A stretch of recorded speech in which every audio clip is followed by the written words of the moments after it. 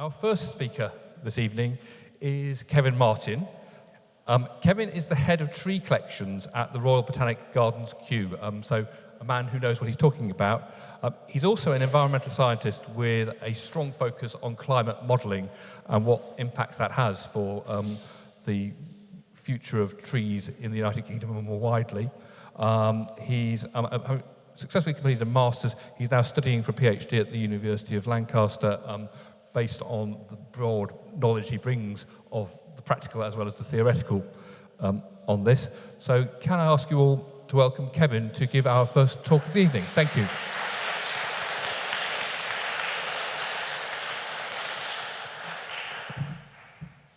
Right, evening everyone. So what I'm going to talk about is really how we're starting to use big data in order to understand some of the biggest questions that we have as a society. One, as most of us here today live in London, and it's really about how we can deal with the urban heat island and the true effects of an urban heat island, and how we could possibly use some nature-based solutions to start to reduce the impact on us as a society. So if we cast our minds back to August 2022, we had, especially at Kew, down at Kew, we recorded one of the hottest temperatures in the southeast, and it was 39.8 degrees. In Cambridge, it went to 40 degrees. So we have to understand the impact. So this is a recent image. This is an image from 2022 from the European Space Station. And as you can see the effects of that drought. We had 6 weeks of no rain, and we had extreme temperatures. Now, with the work that I do, we have to understand what the probability of this happening again. Now, if we look at the climate models, by 2050, the summers of 2022 are going to become more normal. Okay, so they're going to be more frequent. Now, we have to understand how we can then adapt to that, because a lot of the plants that we currently plant in our landscapes, in our cities, they don't have the ability to adapt to that amount of stress, especially when we look at the drought stress. So really, this is what we're looking at. So we know that when we start thinking of the built environment, we know the effects of an urban heat island. Now, urban heat islands are measured by the multiple variables. So we use things like solar radiation, reflection, heat absorption, wind, precipitation, humidity, and temperature in order to understand the true impact. Now, if we look at this map here, this is the map, and we can see Kew there and it outlined in red. We can see that's cooler than its surrounding areas. Now, to give you an idea, there is a 2 degrees difference from Kew Road to the southern western corner of Kew Gardens. Now, that's for multiple reasons. One is because of the River Thames. The water vapour coming off the Thames, you can see the wiggly line going through the centre there. That causes cooling through vapour loss. But more importantly, why Kew is so much cooler in that environment, in the southwest corner, is because of the canopy. We have lots of trees, there are lots of big trees, and it's the species diversity and also the species composition of that area. So in that area, we have lots of oak trees that are well adapted to growing in the heat. So because of that, they then cool the air. Now that cooling is what we all need and seek as when we have these hot, dry periods. So it's really important we understand how we can get this green infrastructure into our urban environment so we can use nature-based solutions to start cooling our environment around us in the urban sense. So this is truly what we're starting to see. So we can see here, these are projections. So this is what we call, this is using an SSP3 model. So this is a worst case scenario modelling. Now, what's really important for us, I can't see it very well. Let me move that like this. Right, so what we can see here, Kew currently on its mean annual temperature is 10.8 degrees. By the end of the century, it's predicted to go to 14.9. Now that's a 4-degree shift in warming. Now that 4-degree shift in warming isn't actually what will do damage to trees. What will do damage to trees is the water availability. So to understand the water availability, we then have to look at precipitation. Now, really interestingly, when we look at London, especially where this is on a data set of Kew, we can see that precipitation stays stable. Now, that's a real concern. If we had an increase in precipitation, we wouldn't have to be adapting like we have to now. But because the precipitation stays static, we have to understand the consequence of that.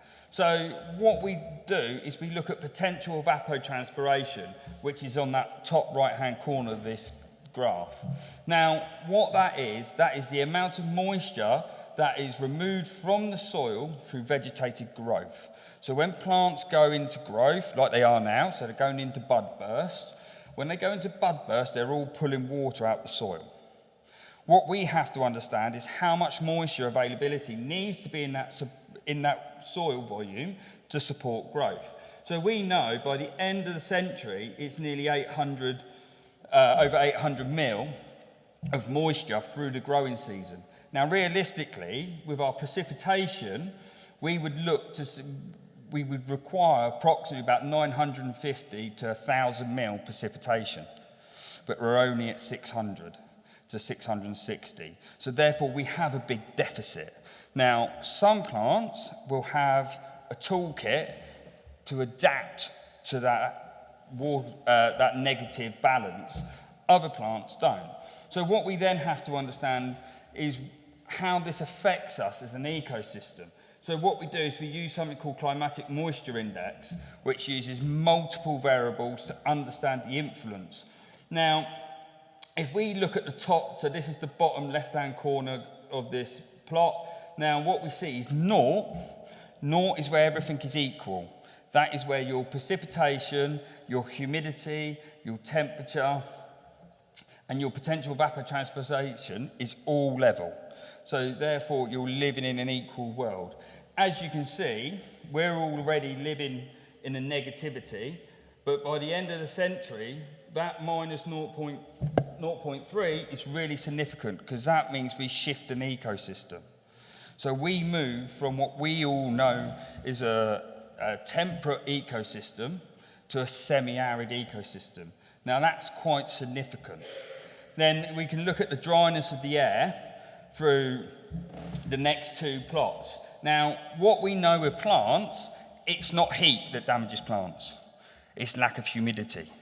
So when we have these really hot, dry periods, that drives water demand. Now, as that drives water demand, that plant, depending on its strategy, is looking for that moisture. If that moisture isn't available, that's when we start seeing the wilting process and the plants wilt.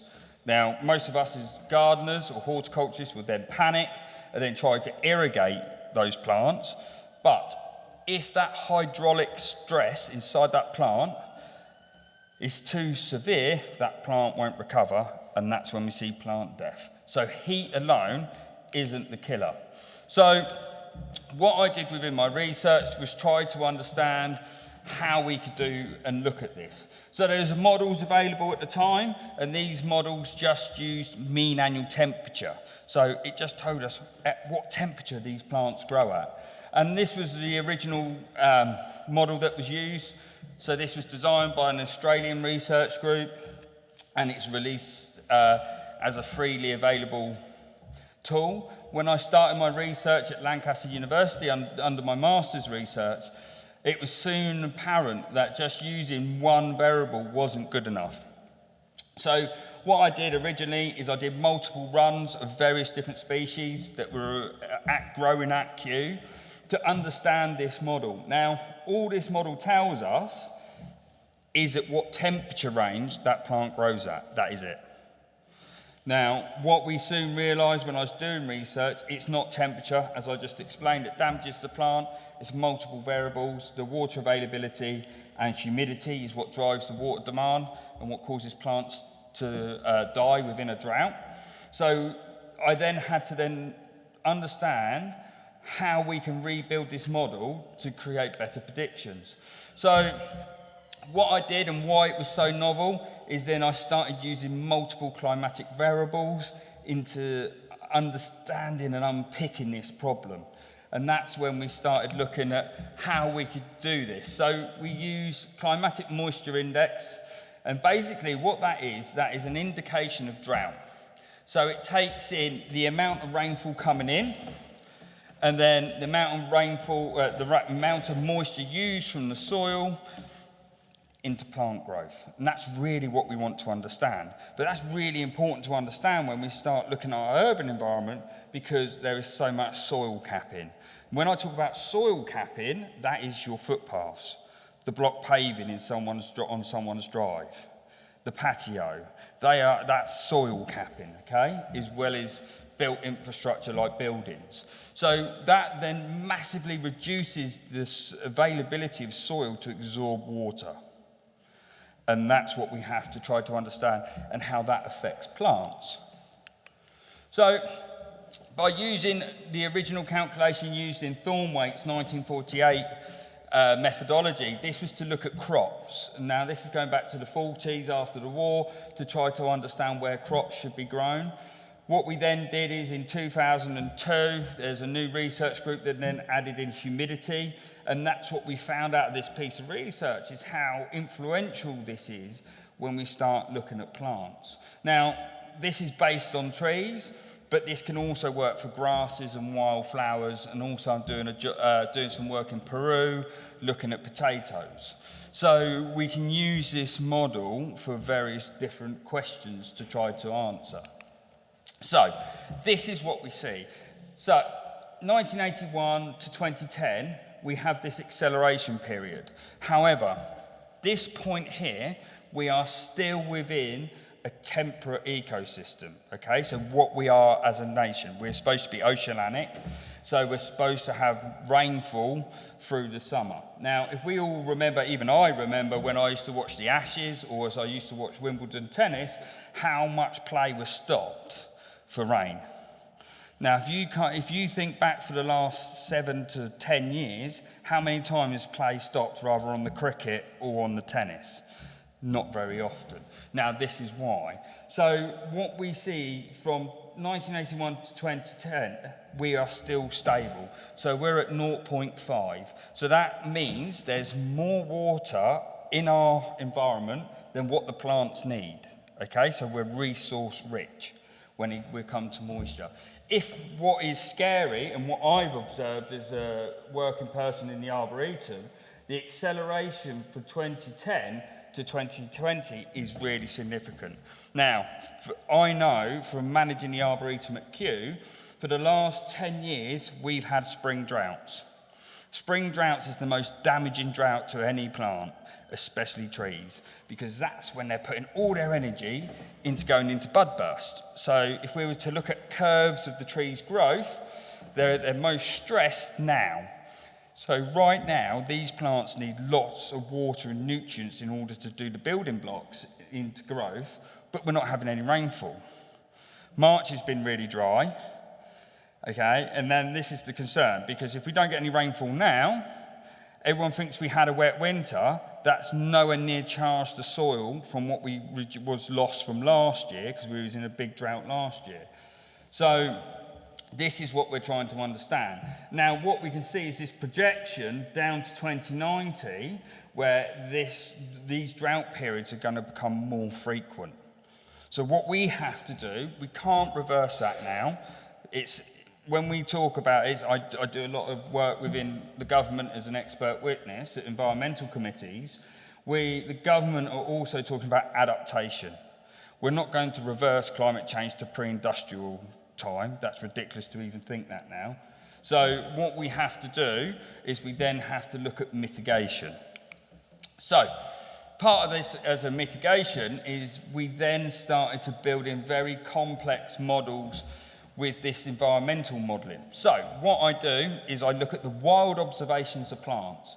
So I use big data, which then we look at where every plant grows in the world. Now, Let's use Quercus robur, because we all know English oak, as an example. English oak doesn't just grow in England, okay? It's common oak of Europe and Central Asia. To give you an idea of the distribution range of Quercus robur, or common oak, as I will call it, because we call it the English oak, the Irish call it the Irish oak, the French call it the French oak, the Germans call it the German oak, and the Polish call it the Polish oak, common oak of Europe.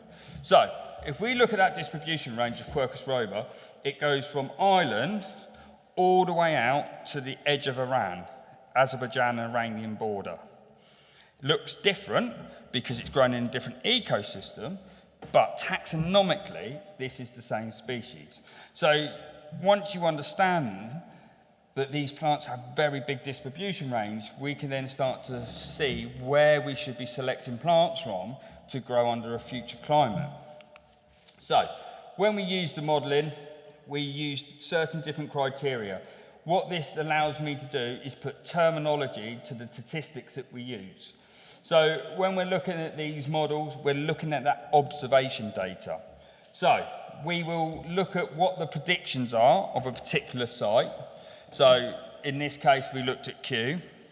We can use that prediction, so that climate envelope, and then what we can do is see at what observation sits within that future climatic window. And then from that, we can engage how that tree will react. So if, for instance, I know through Quercus robur, we would have to get it from its upper limits. That means if we want Quercus robur to have the genetic ability to adapt to our future climate, we need to select seed from the driest and hottest of its observation. Okay, so there is places in the south of France, there's places in Italy, but also in Georgia.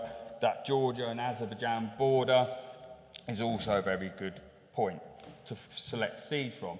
Lower limits, where we'd have to select a species from its most coolest and wettest of its observation. And then within 90% of distribution range, which is in its wider range, means that plant grows, 90% of its observations grows within your future climate envelope. And outside of range is that plant doesn't grow within your predicted climate scenario in 2090. So we really wanted to test this. So as part of this, we tested this with Q's landscape succession plan. This is the first time this sort of work had been done. And it's been a really successful document, and it's really led the way on how we're going to manage our landscape into the future. So what we know from doing this work, that 50% of Q's tree collection is vulnerable by the end of the century. For all you that have been to Q, if we lost 50% of those trees, that is a ginormous impact on that landscape. So as head of trees, I'm in charge of curation, so I have to really think carefully how I mitigate that potential impact. And that's really what my job is. So this document got global traction. It actually got 1.2 billion views eventually within a year. So this is the predictions as we are today. So as we can see today, there's lots of green. There's some reds and some ambers. So that's what the potentials are now. So what we do is we use this and we look at our arboretum. So we go out and look at the arboretum heuristically. Now, this allows us to understand what the model's telling us. And believe it or not, a lot of the trees that this is predicting would be vulnerable today, we're actually seeing die in the arboretum. And we have a conservation program to try to safeguard these species, because a lot of them are important to both cultivation and conservation.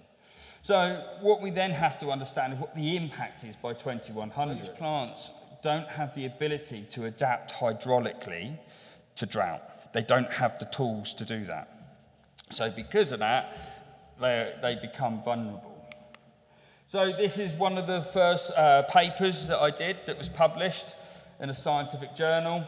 And what we started to do is understand the potential impact on English natives.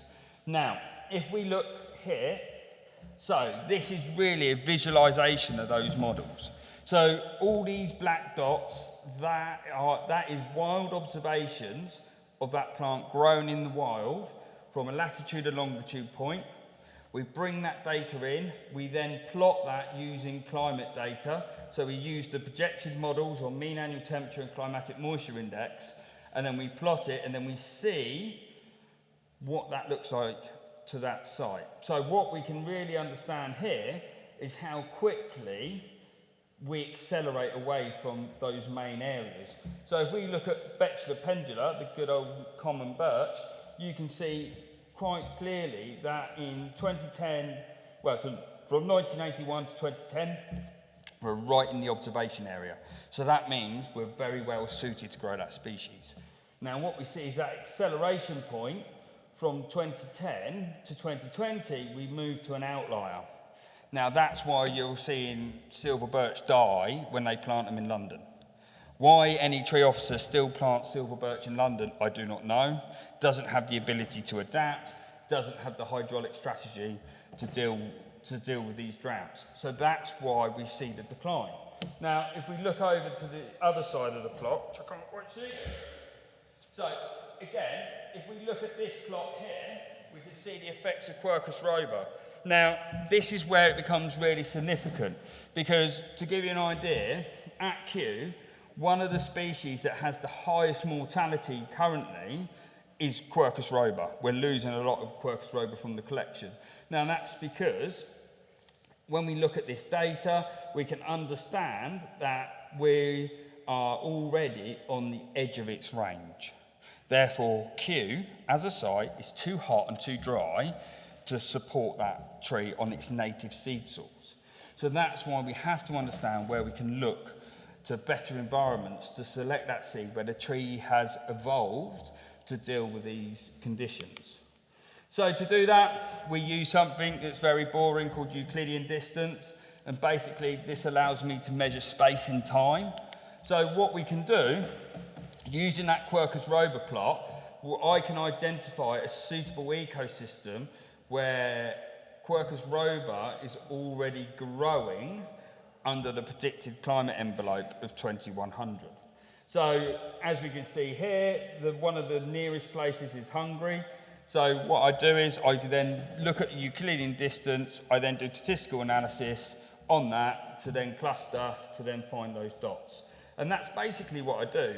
I use the climate information to then look at what dots are close, the closest point to London's 2090 climate envelope. And then from there, what we're doing is we're now collecting plants from those areas, or collecting seed, not plants, collect seed from those areas, and we're growing those plants back to Kew to understand what have they adapted to grow within these future predictions. So what we then did is I then mapped the world. Now, by mapping the world, we could look at predicted ecosystems we should be looking at to select plants from, where they will have the natural plasticity is what we call it in science, but the natural ability to adapt to the predicted future growing environments. So one of the first places it identified was the Romanian steppe out in southern Romania. Spent some time out there. I've been back to Romania a couple of times since. What we've observed there is incredible. So this is the last point you will see trees grow before it just goes to grass. Okay, so you're growing on free draining soils. So the Romanian steppe is sand blown in on the last ice age from Central Asia.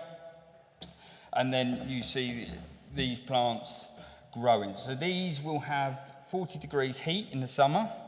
It has around about 500 mil precipitation, but it can go down to minus 20 in the winter. So when I look at trees, these are the ones. These can deal with a hell of a lot of stress. And what's really incredible is how the species shift. So what we understood from going to these ecosystems is what that observation data tells us. So to give you an idea, it starts off with field maple on these lower ridges because it's that bit moist, okay? So there's more water availability. Then as it went up the gradient, it then went to silver lime because that was better adapted at growing at that drier range, so it bullies out all the other plants, okay? Because nature's really competitive. So silver lime then dominates that area and it shades out all the field maple. Then at the very top of the ridge was Quercus frenetto. Now that was even better adapted, it grown in drier conditions, and it bullied out all the silver lime. Now for me, as a tree person, it was if someone got bored of planting and just changed species. It's not, it's true plant competition. And it's going to see an ecosystem to understand that how competitive nature is in order to succeed. And that's really what we understood. And then we went to Georgia, and we went to the steppe. And again, I was very fortunate, went up to the Azerbaijan border and then went through the Greater Caucasus. Now, what you can see here, or you will see the laser, yeah. So what we can see here, if we look at these lower ridges here, so this is where the glacier rivers come down as the snow melts in the spring, and this is all conifer. Now, what you can see all through here, it follows the river. That's because there's an increase in moisture. Now, those plants need that moisture in order to survive and to grow successfully. But what you can see, as it dries out, the species composition shifts. And what we see here, we go from having lots of conifer, we then see things like field maple and oriental beech, and then eventually we end up into the oaks. And that's because they're so much better adapted at those drier ranges, we can see that competition. And that's what's really incredible when you have the opportunity to go to these ecosystems. Now, a lot of the work that I have to do is understand what that tree changes in order to deal with these stressful environments. So it's okay looking at data, but we really need to understand how the tree does it. So to do that, we look at what we call functional traits in science. Really, that's the tools that the trees use. So turgor loss point, that is basically at what point the cells break under water stress inside the leaf. And that breakage is then what gives us that prediction of how well that tree's adapted its leaves to go into drought.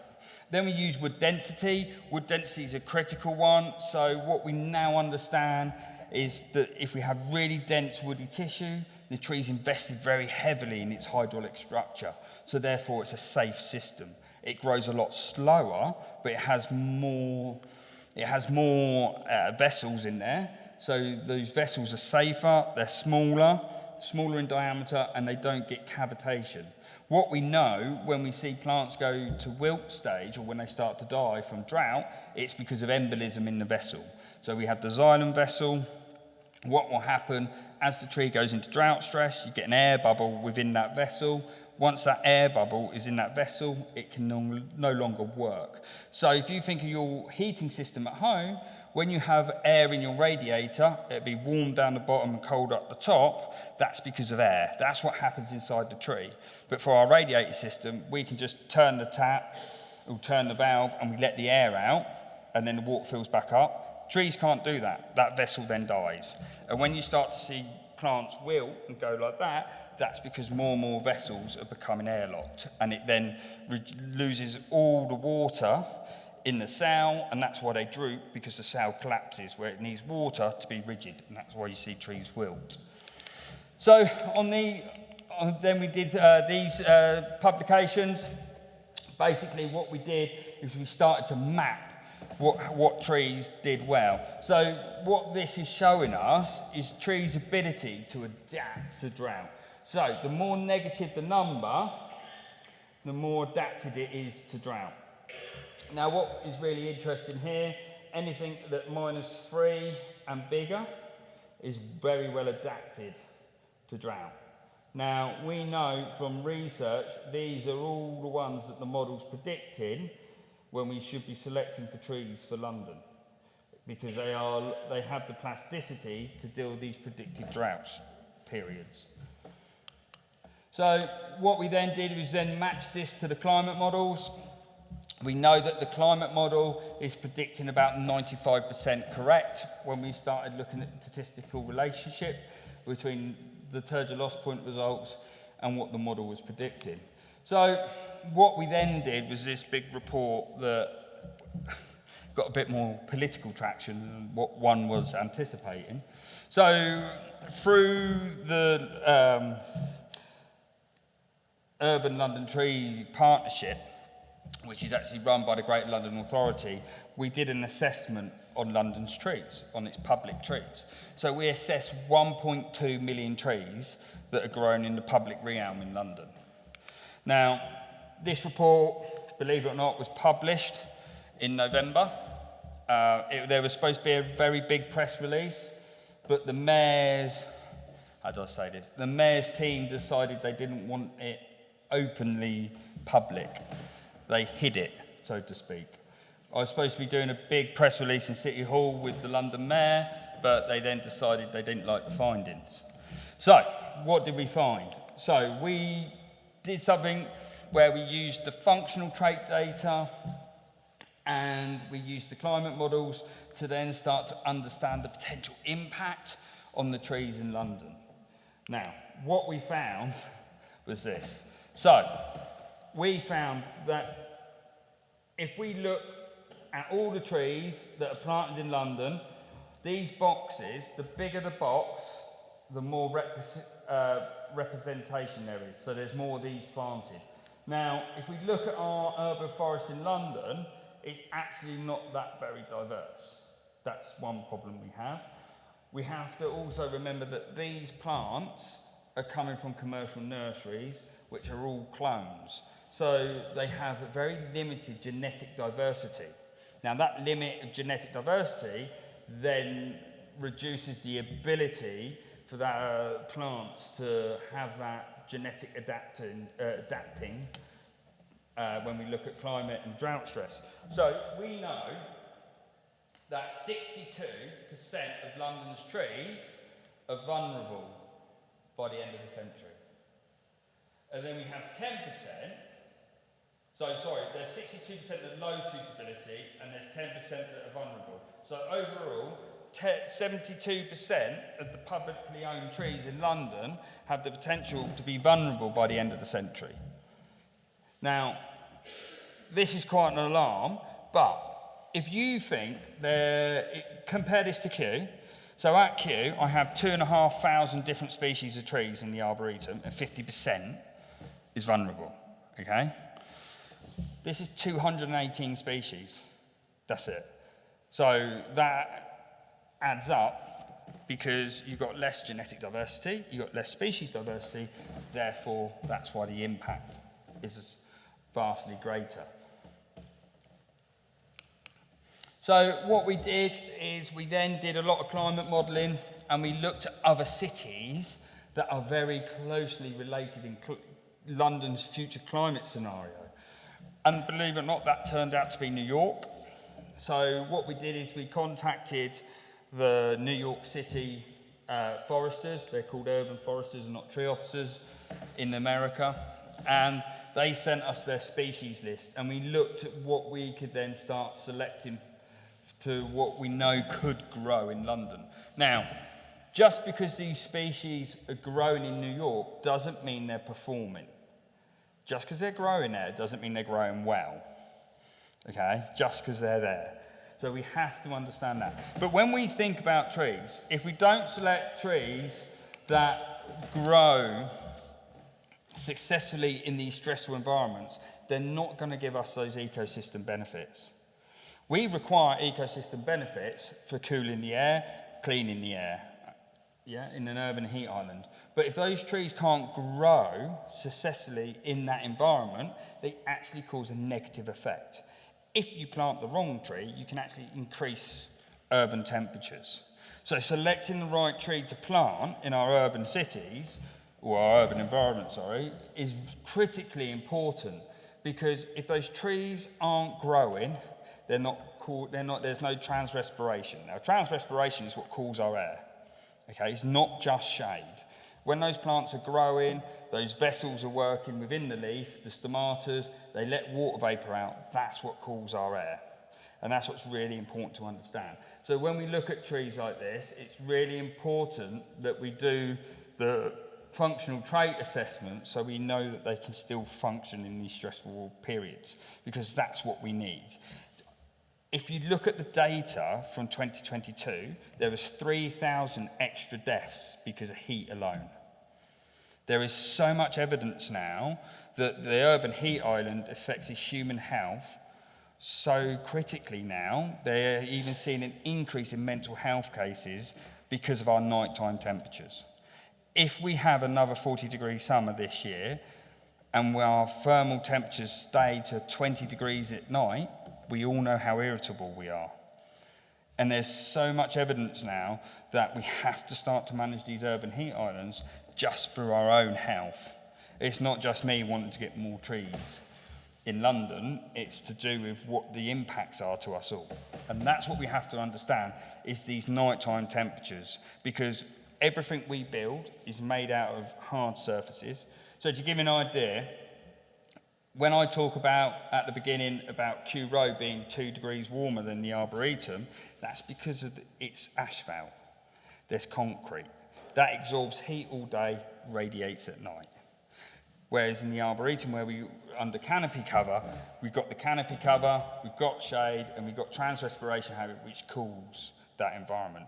Kew's often the hottest place because of where the weather station is. To give you an idea, if we have air temperatures of 35 degrees, our concrete temperatures will be 38. And that's what you're experiencing in central London. Not 35 degrees, that's air temperature. And that's done at Heathrow, and it's done at Kew. So what you actually feel in central London will be near the 38. So the report this is the final report that I've done. So for Hilliers, we then started to want to understand, or what they wanted to understand is, out of all the plants that they supply, what are the impacts on them across the whole of the UK? So what we did is we looked at 18 different species across 22 cities. Okay? So this is what we started to unpick. So what we start to unpick is where these cities sit within climate. If you think London's bad, don't move to Cambridge, it's even worse. Cambridge is the hottest and driest point in the UK, to the point where I don't know what they're quite going to do or grow there. So, and that's really interesting, because we can look at the impacts at Cambridge to look at the potential impacts at London. So it's quite an interesting study.